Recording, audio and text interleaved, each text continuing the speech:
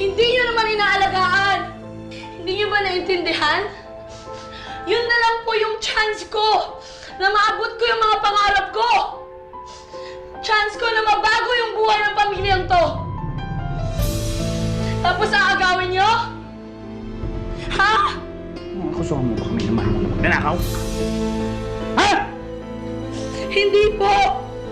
Pero ninakaw niyo yung pangarap ko.